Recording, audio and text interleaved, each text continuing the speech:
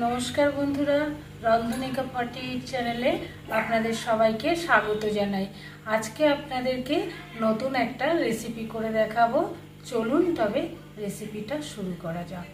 আপনারা অনেকেই তো পটল খেয়েছেন, একবার এইভাবে পটল রান্না করে আপনারা খেয়ে দেখবেন, খেতে আপনাদের খুব সুন্দর লাগবে। আশা করি আপনারা এইভাবে করেননি। আর এইভাবে যদি আপনারা পটলটা রান্না করেন, লুচি, পরোটা, নান, লাচ্চা যে কোনো জিনিসের সঙ্গে খেতে খুব ভালো লাগবে। চলুন এবার রেসিপিটা শুরু করা যাক। তার আগে আপনাদের কাছে অনুরোধ রইল, পুরো রেসিপিটা দেখবেন, কেটে কেটে দেখবেন না। কেটে কেটে দেখলে একটু কিছু মিস হয়ে গেলে তখন রান্নাটা ঠিক হবে না, আর খেতেও ভালো লাগবে না। এইভাবে পটলটা পিলারের সাহায্যে খোসাটা ছাড়িয়ে নিলাম, নিয়ে দু সাইড দিয়ে পটলের বোঁটাগুলো কেটে দিলাম। বোঁটাটা কাটা হয়ে গেলে পটলের দুদিকই ফালি করে দিতে হবে। প্রথম দিকে যেদিকে ফালি করবেন, উল্টো দিকে তার ফালিটা হবে। এইভাবে পটলগুলো সব কেটে নিলাম। অন্যদিকে ফ্রাই প্যানটা গরম বসিয়ে দিয়েছিলাম। গরম হয়ে গেলে তেলটা ঘুরিয়ে ফ্রাই প্যানের গায়ে লাগিয়ে নিতে হবে। এইবার লাগানো হয়ে গেলে কেটে রাখা পটলগুলো দিয়ে দিতে হবে, দিয়ে নেড়ে নিতে হবে। নেড়ে নিয়ে কিছুক্ষণ পটলটা ভাজতে হবে। আর এই পটল ভাজতে আমার একদম ভালো লাগে না, এই পটল ভাজলে সমানে ছিটে গায়ে লেগে যাবে। যাই হোক, ঢাকা দিয়ে পটলটা ভেজে নিলাম। নিয়ে কিছুক্ষণ পর আবার ঢাকাটা খুলে নিয়ে আর এক দিক উল্টে দিলাম। উল্টে দিয়ে সেই দিকটাও একটু লাল লাল করে ভেজে নেব। এবার ভাজার আগে একটু লবণ দিয়ে দিতে হবে। লবণ দিলে তাহলে পটলের ভেতর লবণটা খুব সুন্দর ঢুকবে আর ভাজাটাও খুব ভালো হবে। তার সঙ্গে একটু হলুদ আর একটু কাশ্মীরি লঙ্কার গুঁড়ো দিয়ে দেবো, তবে কালারটা খুব সুন্দর হবে। এইভাবে যদি আপনারা পটল ভাজেন, দেখতে খুব সুন্দর লাগে আর ভাজাটাও খুব সুন্দর হয়, আর নুনটাও পটলের ভেতর ঢুকে যায়। আর এইভাবে নুন দিয়ে যদি না ভাজেন, পটলগুলো যখন খাওয়া হবে তখন জল জলে লাগবে, একটু টেস্ট লাগবে না।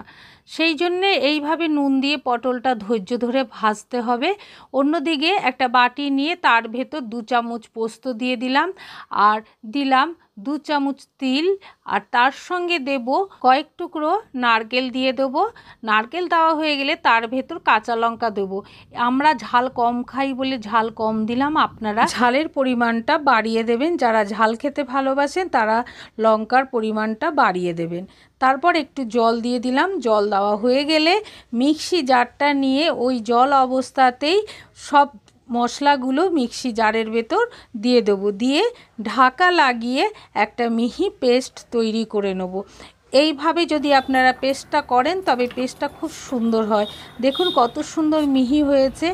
এইভাবে পেস্টটা করে রেখে দিলাম। অন্যদিকে পটলটা ভাজা হয়ে গেছে। দেখুন কত সুন্দর কালার এসছে পটলের ভাজার পরে। এইভাবে যদি পটলটা ভাজা হয় তবে নরমও হয়ে যায় খুব সুন্দর। দেখুন আপনাদের টিপে দেখিয়ে দিলাম।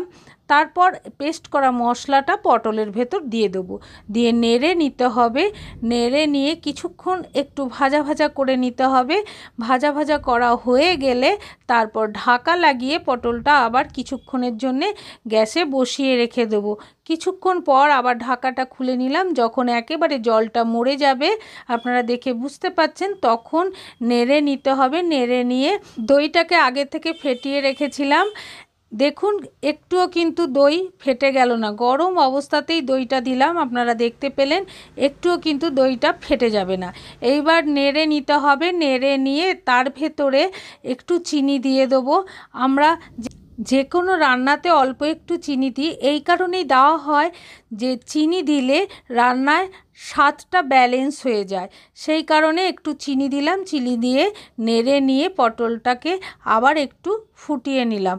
ফুটিয়ে এবার নামিয়ে রেখে দেবো। তারপর একটা ফ্রাই প্যান নিয়ে নেব। ফ্রাই প্যান নিয়ে তাতে 2 চামচ তেল দিয়ে দেবো। তেল দেওয়া হয়ে গেলে তারপর কালো জিরে ফোড়ন দিয়ে দেবো। কালো জিরে ফোড়ন দিয়ে যখন একটু তেলটা গরম হয়ে যাবে তখন তার ভেতর মেথি পাতা দিয়ে দেবো। দিয়ে মেথি পাতাটাকে চামচ দিয়ে ভেজে নিতে হবে। এইভাবে যদি আপনারা পটল রান্না করে খান, দেখবেন খেতে খুব সুন্দর হয়। আর মেথি পাতা শরীরের পক্ষে খাওয়া খুব ভালো, সেই কারণে মেথি পাতা দিয়ে যে কোনো রান্না খেলে খুব ভালো হবে শরীরের পক্ষে। এইবার মেথি পাতা আর কালো জিরেটা পটলের সঙ্গে মিশিয়ে নিলাম। মিশিয়ে নিয়ে আবার গ্যাস ওভেনে একটু বসিয়ে দেবো। গ্যাস ওভেনে বসিয়ে আবার 2 মিনিট মতন ফুটিয়ে নিতে হবে, তাহলে খুব সুন্দর গালাগা লাগা হবে আর মেথি পাতার গন্ধটাও খুব ভালো লাগবে। আর ফুটলে মেথি পাতার সেন্টটা খুব সুন্দর হবে। দিয়ে একটু ফুটিয়ে নামিয়ে নেব। এইভাবে যখন পুরোপুরি গালাগা লাগা হয়ে যাবে তখন আপনারা দেখে বুঝতে পাচ্ছেন, তখন নামিয়ে নিতে হবে। নামিয়ে নিয়ে একটা ডিশে আস্তে আস্তে নামিয়ে নিচ্ছি। দেখুন কত সুন্দর হয়েছে আর দেখতেও খুব ভালো লাগছে, দেখেই যেন খেতে ইচ্ছা হচ্ছে। এইভাবে আপনারা খুব অল্প সময়ে কম জিনিস দিয়ে পটল বাড়িতে রান্না করে খেতে পারেন। এই পটলের রেসিপিটা যে কোনো জিনিসের সঙ্গে খাওয়া যায় আর খেতেও অসাধারণ হয়। যাই হোক, আপনাদের যদি এই রেসিপিটা ভালো লাগে তাহলে সাবস্ক্রাইব করে নোটিফিকেশানটা অন করে রাখবেন, যাতে আমার পরের রেসিপিগুলো আপনাদের কাছে খুব সহজে পৌঁছে যায়। দেখুন দেখতে কত সুন্দর লাগছে, সেই জন্য আপনাদের কাছে অনুরোধ করলাম আপনারা অবশ্যই বাড়িতে একবার করবেন, করে আমাকে কমেন্ট করে জানাবেন। আর কমেন্ট করলে আনন্দও হয় আর উৎসাহও বাড়ে। আপনারা সবাই ভালো থাকবেন, সুস্থ থাকবেন, সাবধানে থাকবেন। পরে আবার আপনাদের সঙ্গে দেখা হবে নতুন একটা রেসিপি নিয়ে। পুরো রেসিপিটা দেখার জন্য আপনাদেরকে অসংখ্য ধন্যবাদ।